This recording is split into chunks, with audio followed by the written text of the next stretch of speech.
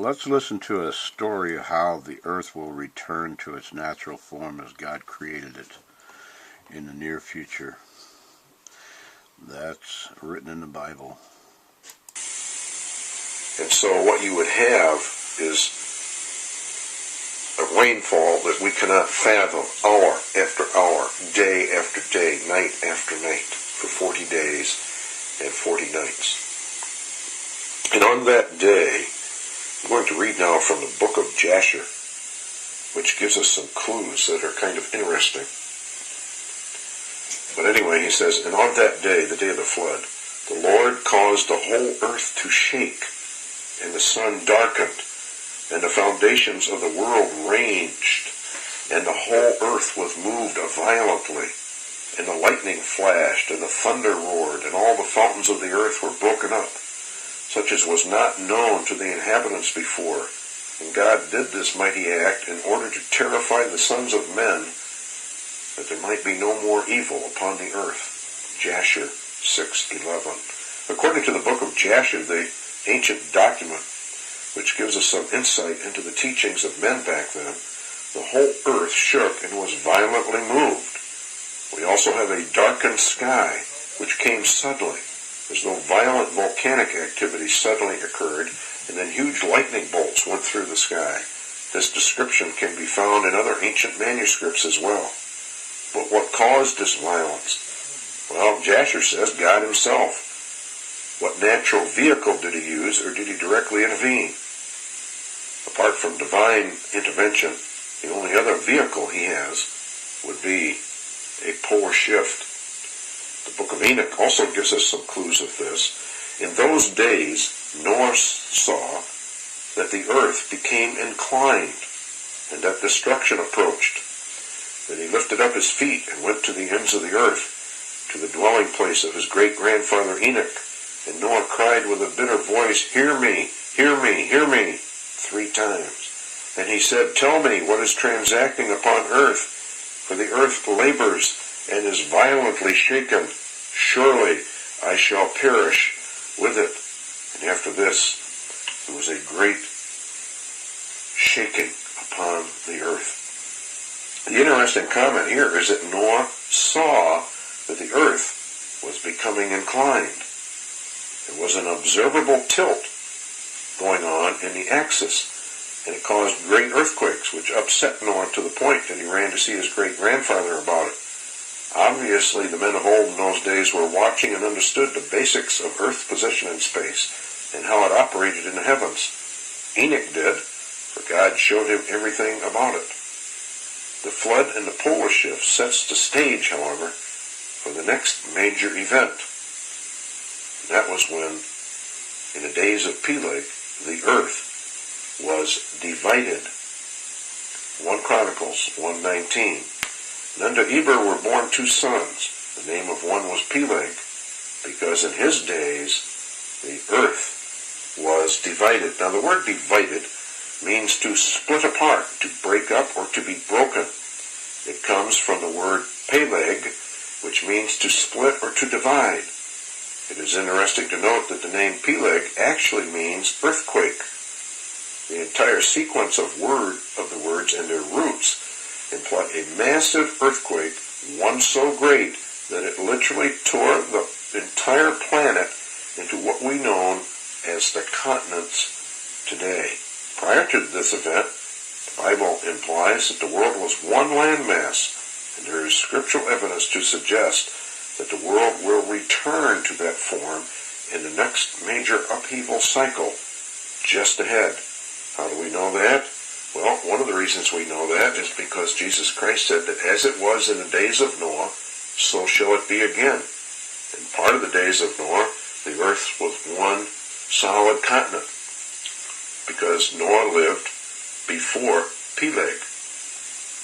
And so if it's going to go back to the way it was in the days of Noah, with a complete new atmosphere, complete new change in the heavens, a complete rearrangement of the face of the earth, then very possibly the earth is going to come back together again and will become very much like it was during the days of Noah. When we know that, that because the Bible claims that also that all modern technology will be destroyed. And that means back to the basics. And yet it says that all the nations of the world that survive and are not thrown into the lake of fire will come into Jerusalem to worship. How do they get there? It also claims that America sinks into the ocean, much like Atlantis, but rises again to become a desert land, a land that is hissed at by all survivors.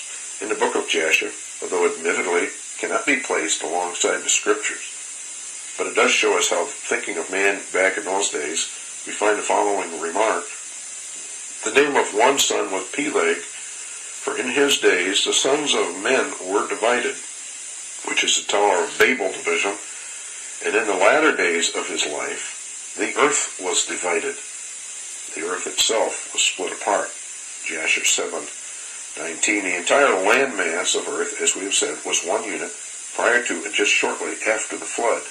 Then, if you will recall the Babel story, God comes down and confuses the tongues of mankind so that they could not understand each other. By forming the different tongues, God set in motion the splitting apart or the dividing of mankind into its various tribes, nations, kindreds, and tongues. Each group, because it could not understand the others, formed and migrated away from Babel into the vast areas of the earth. Then God came down in the first place as the answer to Nimrod's rebellion to set up a one-world government at Babylon, and from thence to take the earth for himself. However, by confusing the tongues and with mankind now scattered upon the earth, it was time for God to literally split apart the earth to isolate the tribes from each other.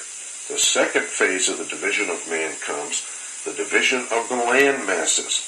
It was done by a literal massive earthquake or polar shift, which caused all the nations to form as we know them today.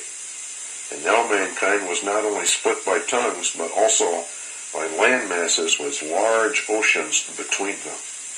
It would now take mankind thousands of years to reestablish the second Tower of Babel, which is the United Nations, by a great river, this time the Hudson rather than the Euphrates, in a large city, New York City, in an attempt to forge another one-world government and unite mankind into one unit, and it would occur just prior to the termination of mankind's probation upon planet Earth. In point of fact, the formation of the United Nations and in attempts to forge a one-world government, just as Nimrod did, is a key sign of the end. It is from this division of the lands that we get our modern land mass shapes, forms, mountains. And if you will look at your maps, you will see that the nations actually did fit together at one time in a distant past. We will now return to Isaiah 24. The earth shall reel to and fro like a drunkard. It shall be removed like a cottage, and the transgression thereof shall be heavy upon it, and it shall fall, and not rise again. Isaiah 24:20. This is a literal statement of fact. The earth will be removed out of her place. The place of the earth is twofold, her orbit around the sun and her polar spin axis. According to all of the Bible prophecies and those of the Hopi Indians, the New Age, and others, the earth will undergo a radical shift in her polar axis. The Bible also says she will be removed totally out of her present orbit around the sun. Something triggers that event. What is it? Well, let's first check out the words used to be sure that we are taking the most literal approach as intended by the Lord. The word reel means to waver up and down or sideways, as a drunk that weaves and wanders, falling and reeling. The word remove means to nod, to shake or toss the head, make to move, to shake. The word fall means to be cast down, to overthrow, or to fall down. Again, the proper place of the earth at this time is about a 23.5 degree inclination of the poles. To be reeling means for the earth to be tossed, to turn upside down, to reel back and forth as it gains a new equilibrium and a new axis and quite possibly a new orbit. Thus the entire planet falls over if viewed from outer space. Isaiah 24:4-6, the earth mourneth and fadeth away, the world languishes and fadeth away. The haughty people of the earth do languish. The earth also is defiled unto the inhabitants thereof, because they have transgressed the laws, changed the ordinance, broken the everlasting covenant. Therefore has the curse devoured the earth, and they that dwell in are desolate. Therefore the inhabitants of the earth are burned, and few men left. This event is so destructive and so universal that God claims few men are left alive, and that means very few. Thus we can prove that this is a universal event. All over the globe, mankind is scattered and destroyed. It is the end of all civilization as we know it. And here are other scriptures that confirm this is a literal pole shift. Psalm 46, 1 through 3. God is our refuge and strength, a very present help in trouble. Therefore we will not fear, though the earth be removed, and though the mountains be carried into the midst of the sea, though the waters thereof roar and be troubled, though the mountains shake with the swelling thereof. Again, we find this strange remark that the earth is to be removed.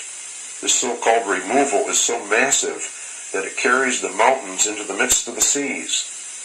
What type of earthquake is so mammoth that it takes mountain ranges that are in the midst of the nations and the continents, and they sink below the waves of the sea? The word removed in this case means to alter or to change, to dispense with the present one and exchange it for another. This sounds very much like a new earth and a new heaven. A total rearrangement of the earth's surface to alter its appearance totally, to destroy what is here today and to rearrange it. A literal polar shift would do exactly that, and it would cause massive flooding as well, as God uses salt water as a cleansing agent for radioactivity. Let's look further. Isaiah 54:10, for the mountains shall depart, and the hills be removed. But my kindness shall not depart from thee, neither shall the covenant of my peace be removed, saith the Lord, that has mercy on thee. The word shall depart comes from the word that means to recede, to withdraw, to go back, or to remove, to be taken away. The word remove means to waver, to shake, or to fall, or to be carried away. In other words, the mountains and the hills will go back from whence they came. A reversal, so to speak. Its nations that came up from the sea will go back, and those that sunk in the sea shall rise, for a total restructuring of the planet, a total facelift, a changing of her face. Again, a literal polar shift would accomplish exactly that. Habakkuk 3:6, and he stood and measured the earth. He beheld and drove asunder the nations, and the everlasting mountains were scattered. The perpetual hills did bow his ways. Are everlasting. Revelation 16:18 through 20. And there were voices and thunders and lightnings, and there was a great earthquake, such as was not since men were upon the earth, so mighty an earthquake and so great. And the great city was divided into 3 parts, and the cities of the nations fell, and great Babylon came in remembrance before God, to give unto her cup the wine and the fierceness of his wrath, and every island fled away, and the mountains were not found. Now, it does not take a rocket scientist to figure out this mighty earthquake, bigger than anything since there was a nation, one that destroys all the mountains and every island on earth, is a great shifting of the earth. It goes hand in hand with Isaiah 24 and the Lord turning the world upside down. Only a polar shift of great magnitude could cause such a massive upheaval, complete with massive tsunamis that destroy the nations of the world. While the occult may issue warnings of a polar shift and claim there are some safe zones, the Bible has a far different story, a story that all but obliterates mankind from off the face of the earth, except for the elect of God and a very few survivors. Isaiah 2:17 through 21. And the loftiness of man shall be bowed down, and the haughtiness of man shall be made low, and the Lord alone shall be exalted in that day, and the idols he shall utterly abolish, and they shall go into the holes of the rocks, and into the caves of the earth, for fear of the Lord, and for the glory of his majesty, when he arises to shake terribly the earth. In that day man shall cast his idols of silver and his idols of gold, which they have made each one for himself to worship, to the moles and to the bats, and go into the clefts of the rocks, and into the tops of the ragged rocks, for fear of the Lord, and for the glory of his majesty, when he arises to shake terribly the earth. Here we have yet another statement from the Lord, actually made twice, which is a real warning that he is going to shake the earth with utter violence, and this terrible shaking will destroy civilization as we know it today. The word translated shake terribly means awe or dread, to shake terribly or violently. It will fill men with total dread, which is why Jesus Christ said that men's hearts would fail them for fear over what was coming upon the planet. There is no escape from this except by the Lord Jesus Christ. He is the only refuge. Haggai 2, 6-7, and thus saith the Lord of hosts, yet once in a little while, and I will shake the heavens, and the earth, and the sea, and the dry land, and I will shake all nations, and the desire of all nations shall come.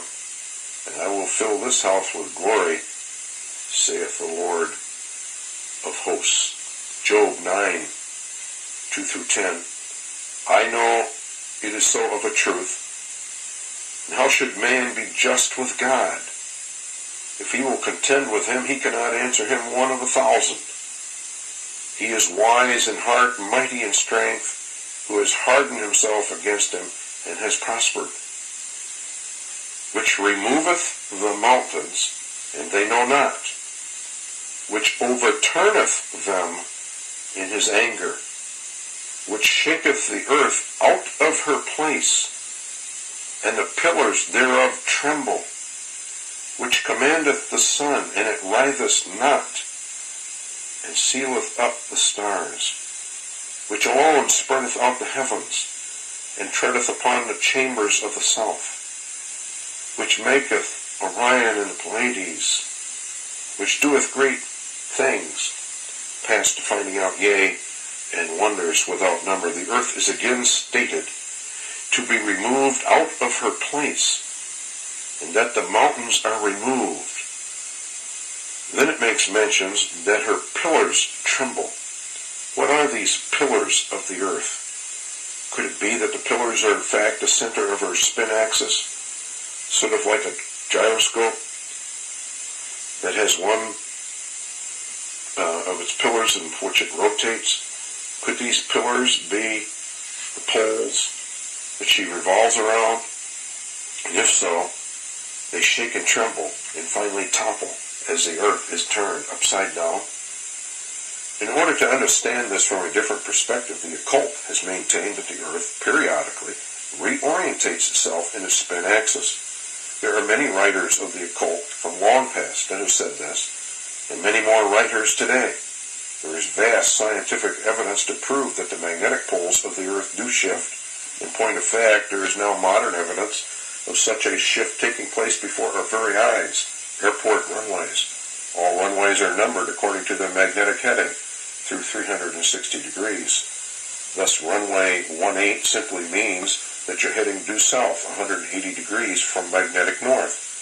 For example, Minneapolis International runways 29 left and 29 right, which I personally landed on and took off from thousands of times as a professional pilot because that was my domicile, have now had to be renamed 30 right and 30 left, for the magnetic poles are shifting about 10 degrees in this case.